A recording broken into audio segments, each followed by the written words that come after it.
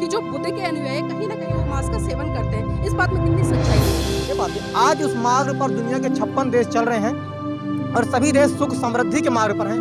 तो बुद्ध ने ये जाना कि ये धन, वैभव, यश, नाच गाना, सुख सुविधा, मांस, मदिरा और जो तमाम तरह की लोकाचार की वस्तुएं हैं, अंत में निरर्थक एक बार कब्र में जाएगी, ये तो सो जाना है। तो बुद्ध ने इस चीज को जाना कि अंत में क्या जाना, अंत में हमारे अच्छे कर्म, सुख, शांति और हम जो परमार्थ के कल्याण के लिए कर रहे हैं।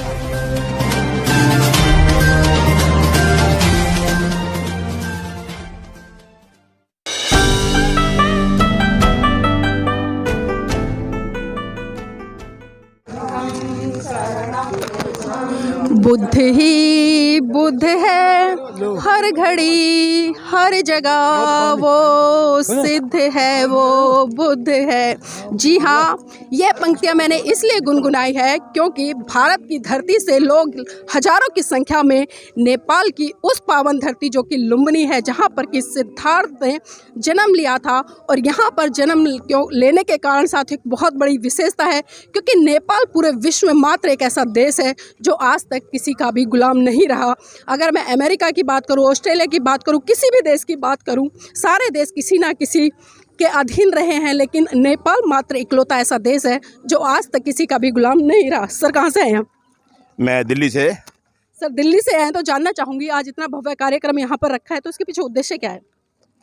इसका उद्देश्य ये है कि 14 अक्टूबर सन 1956 में डॉक्टर B.R. अम्बेडकर जी ने जो दीक्षा ली थी, उनके उस कार्यक्रम को आगे बढ़ाने के लिए हम सब लोग यहाँ पूरे भारत के कोने कोने से लोग यहाँ एकत्रित हुए हैं और ये बौद्ध धर्म के परचम को फहराने के लिए हम सब यहाँ दृढ़ संकल्प है और हम यहाँ से एक संकल्प लेकर के जाएंगे कि पूरे भारत को हम बौद्धमय बनाएंगे, बौद्धमय बनाएंगे। जी सर, अक्सर हम देखते हैं जो सफ़ेद वस्त्र होते हैं, कहीं ना कहीं दूसरी संस्कृति के लोग उसको देखते हैं कि किसी के घर मातम पसरता है, कोई दुर्घटना हो जाती है, कोई मर जाता है, तब पहनते हैं, लेकिन आज यहाँ पर बहुत सारे लोगों ने सफ़ेद वस्त्र पहने हैं। इसके पीछे कारण क्या है?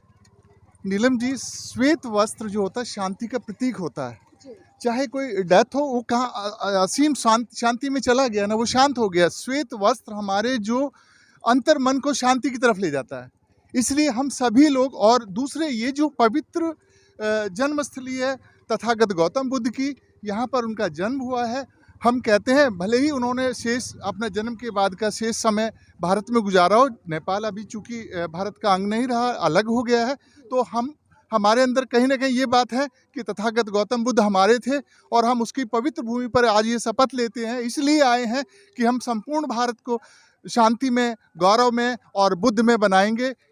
ये हमारा प्रण है और हमारा विश्वास ही नहीं, इतने सारे लोगों का हजूम आपको ये बताने के लिए काफ़ी है कि हम लोग शांति की खोज में हैं और संपूर्ण भारत को बौद्ध में बनाएंगे। सर जानना चाहूँगी, आपने गले में ये कुछ कलरफुल पटका पहना हुआ है, तो इसमें जो रंग है वो किस किस चीज़ के प्रतीक है? नीलम जी, ये जो पंचशील है और पंचशील के अंदर हम प्रेरणा लेते हैं कि हम सभी जो हमारे जो दुश्मन हैं, मन की अशांति के प्रतीक हैं, हम कभी नशा पत्ता नहीं करेंगे, किसी जीव का दिल नहीं दुखाएंगे, प्राणी हिंसा नहीं करेंगे, चोरी नहीं करेंगे, मांस मछली नहीं खाएंगे। तो ये सब पंचशील जो 5 रंगों का प्रतीक इस बात का द्योतक है कि हम अपने मन में अष्टांग मार्ग को लेते हुए शांति के प्रति सजग रहेंगे और हमारे मन में किसी तरह के दूषित विचार नहीं आएंगे, कुलसित विचार नहीं आएंगे। हम शांत रहेंगे और विश्व को शांति का पाठ पढ़ाने के लिए अग्रसर रहेंगे। जी बहुत बहुत धन्यवाद सर। तो सर मैं देखती हूँ जिस तरह से हम बातचीत भी करते हैं या अन्य धर्म के लोग एक आरोप प्रत्यारोप लगाते हैं कि जो बुद्ध के अनुयायी कहीं ना कहीं वो मांस का सेवन करते हैं, इस बात में कितनी सच्चाई है? देखिए, हर धर्म में, किसी भी धर्म में ये नहीं कहा गया कि हम मांस मछली खाएंगे। कोई भी धर्म, हर धर्म इसका विरोध करता है और हमारे यहाँ भी इसका पूर्णतः विरोध है। लेकिन कहीं ना कहीं ये बात रही है कि हम जो खाने की वस्तुएं हैं उसका निरादर भी नहीं करेंगे। भगवान बुद्ध के यहाँ भी देखा गया कि आनंद जी एक बार भिक्षा मांगने गए और जिसके वो पता नहीं था उनके घर में क्या पका है, लेकिन जब उनके घर में, उसके घर में मांस बना था और उन्होंने उसके भिक्षा पात्र में डाल दिया तो उसका अनादरण, उन्होंने उसका भी अनादरण नहीं किया और उसको उतने ही प्रेम के साथ ग्रहण किया। क्योंकि अन्न और खाद्य वस्तुओं का निरादर करना भी बहुत बड़ी हमारे अंदर कहीं ना कहीं गलती है। जी बिल्कुल, देखिए बिल्कुल स्पष्ट एक दो बातें यहाँ पर निकल कर आई हैं। जिस तरह से सर ने जो पटका डाला है, एक तो उसका यहाँ पर बहुत अच्छे तरीके से विश्लेषण किया है कि जो ये 5 सील है जो महाकारुणिक तथागत बुद्ध ने पूरे विश्व के लिए दिए, जिसमें कि 5 सीलों को ग्रहण करने की जो बात कही है, वो सील मैं थोड़ा बाद में चर्चा करूंगी आपके साथ में, क्योंकि समय का अभाव भी। और प्रतीक, वो ये प्रतीक है उन 5 बातों के। अगर उन 5 बातों को किसी भी धर्म का व्यक्ति मनोसात करता है तो उसका कल्याण पूरे तरीके से होगा और चहुमुखी तरीके से होगा। और जिस तरह से हमने बात करी सर से कि जो बहुत सारे लोग हैं मांस को लेकर आरोप प्रत्यारोप लगाते हैं कि जो बुद्ध के अनुयायी है, पहले ही सील में कहते हैं कि पाणाति पाता वेरमणि सिक्खा पदंग समाध्यामि, कि मैं किसी भी तरह की जीव हत्या नहीं करूंगा। लेकिन जब बात आती है तो कहीं ना कहीं मांस का सेवन करते नजर आते हैं। तो किस तरह का दोहरा मापदंड है, लेकिन सर ने बिल्कुल स्पष्ट कर दिया है। और भी लोग हैं यहाँ पर, उनसे भी जुड़ने का प्रयास करेंगे। आपका नाम क्या है? योगेश कुशवाहा, कहाँ से आए हैं? सतना, मध्य प्रदेश। योगेश, जानना चाहूंगी, आप युवा भी हैं, युवाओं के लिए जो धम्म की भूमिका है कितनी महत्वपूर्ण है? युवाओं के लिए धम्म की बहुत महत्वपूर्ण होगी, क्योंकि आज जिस प्रकार से देश का युवा भटका हुआ है, अगर वो बुद्ध के दिखाए हुए मार्ग पर चले, पंचशील और त्रिशरण का पालन करे, उनके अष्टांगिक मार्ग का पालन करे, तो युवा देश के विकास में एक महत्वपूर्ण भूमिका निभा सकता है। साथ ही उसका व्यक्तिगत जीवन भी सुखमय और शांति में हो सकता है।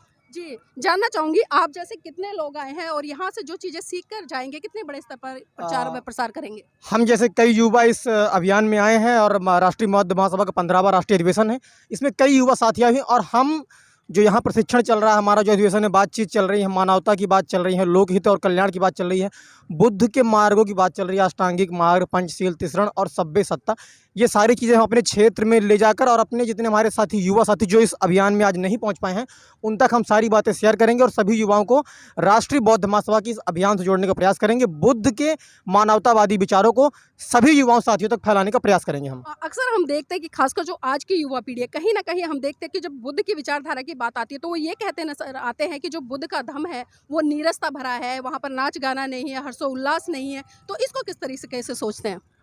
जैसा कि हम अगर बुद्ध के जीवन में प्रकाश डालें तो बुद्ध एक राजा के पुत्र थे। उन्होंने अपने जीवन में तमाम प्रकार के सुख, शांति, यश, वैभव सब कुछ देखने के बाद जैसा कि हम सिद्धार्थ उनका नाम था, जब वो राजकुमार थे उनका नाम सिद्धार्थ था। तो सिद्धार्थ से जो गौतम बुद्ध होने की कहानी, वो कहानी है कि उन्होंने रास्ते में एक बार देखा कि एक बच्चे का जन्म होता है, फिर वह उसका विवाह होता है, फिर वह वृद्ध होता है, फिर वह बीमार होता है और अंत में वो मृत्यु को प्राप्त होता है। तो बुद्ध ने ये जाना कि ये धन, वैभव, यश, नाच गाना, सुख सुविधा, मांस, मदिरा और जो तमाम तरह की लोकाचार की वस्तुएं हैं, अंत में निरर्थक, एक बार कब्र में जाके सब चीज़ को सो जाना है। तो बुद्ध ने इस चीज़ को जाना कि अंत में क्या जाना है, अंत में हमारे अच्छे कर्म, सुख, शांति और हम जो परमार्थ के कल्याण के लिए कर रहे हैं वही हमारे साथ जाना है। तो बुद्ध ने अपना यश, वैभव, पत्नी, सुख, बच्चे सब कुछ छोड़कर वन वन भटक के उन्होंने तप करके और मानवता के कल्याण के लिए ये मार्ग खोजा। यदि हम ये चीज़ जाने कि अगर बुद्ध राजमहल में रहते हैं, राज करते हैं, भोग विलासता में रह जाते हैं, तो क्या वो पंचशील, त्रिशरण, अष्टांगिक मार्ग दे पाते? आज उस मार्ग पर दुनिया के 56 देश चल रहे हैं और सभी देश सुख समृद्धि के मार्ग पर हैं।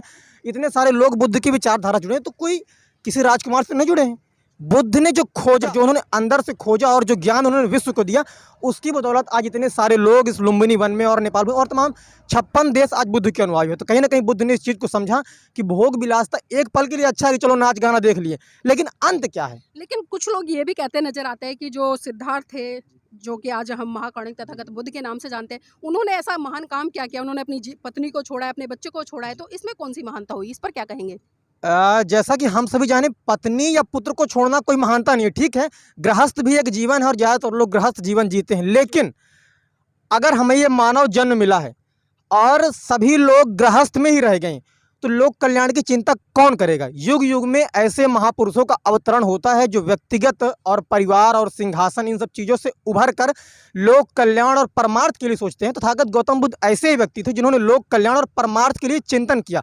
अगर सभी लोग पत्नी, पुत्र, परिवार में रह जाएंगे तो फिर कौन मानवता की बात करेगा? सांप्रदायिकता और धर्म में क्या फर्क है? सांप्रदायिकता में फर्क यह है कि यदि हम किसी चीज़ को अंधविश्वास से रूढ़ी मान लें कि बस ये है तो यही है, लेकिन जो बुद्ध का धर्म है वो वैज्ञानिक धर्म है, तर्क पर आधारित है। बुद्ध ने कहा, ऐसा नहीं कहा कि मैं जो कह रहा हूँ वही तुम मान लो। बुद्ध ने कहा पहले जानो, छानो और फिर मानो।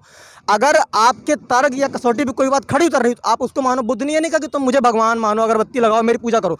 बुद्ध ने कहा कि जब मैं तुम्हारे तर्कों को संतुष्ट कर सकूँ तो तुम मुझे मानो, नहीं तो मुझे मानने की कोई अवस्था नहीं, किसी को ही मानने की। बुद्ध ने हर चीज़ को तर्क के आधार पर मानने के लिए कहा, इसीलिए वह दुनिया के सबसे महान महामानव है। जी, तो देखिए बिल्कुल ख़ासकर युवाओं के लिए बहुत बड़ा संदेश दिया है, क्योंकि आजकल जो युवा है वो भौतिकवाद की चकाचौंध में फँसकर कहीं न कहीं जो उसका जीवन है, जो जीवन मानव कल्याण के लिए होना चाहिए, अपने विकास के लिए होना चाहिए, अपने देश के विकास के लिए होना चाहिए, उस जीवन को कहीं न कहीं वो निराधार करके दूसरी चीज़ों में लगाने का काम करता है।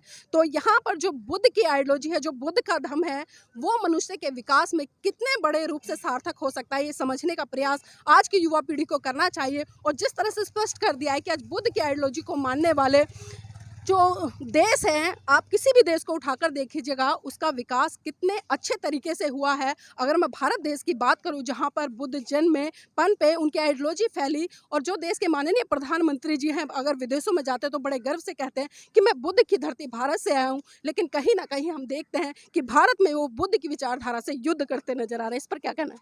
बिल्कुल, जैसा कि अभी बात चल रही थी घर परिवार को छोड़ने की, तो देखिए प्रधानमंत्री जी ने भी अपनी पत्नी को त्याग किया, उन्होंने भी छोड़ा ना। कि जो हमारे देश की वर्तमान राजनीतिक परिस्थितियां हैं, इस परिस्थिति में लोग बुद्ध की फोटो, बाबा साहब की फोटो और प्रतिमाएं तो लगाना चाह रहे हैं, लेकिन उनकी विचारधारा से कोई भी उनकी विचारधारा को कोई भी स्पष्ट रूप से नहीं कहना चाह रहा। जैसे कि प्रधानमंत्री जी हैं, दुनिया में जाते हैं तो कहते हैं हम बुद्ध के देश से आए हैं, लेकिन अपने ही देश में पाखंड, झूठ, आडंबर, इन सभी चीज़ों में लगे रहते हैं। कभी भी वो मानवता और बुद्ध के सिद्धांत की बात नहीं करते।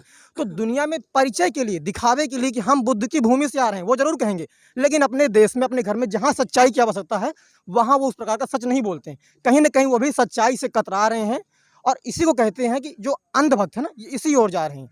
तो देखिए बिल्कुल स्पष्ट क्या है, और भी लोग हैं उनसे भी जुड़ेंगे।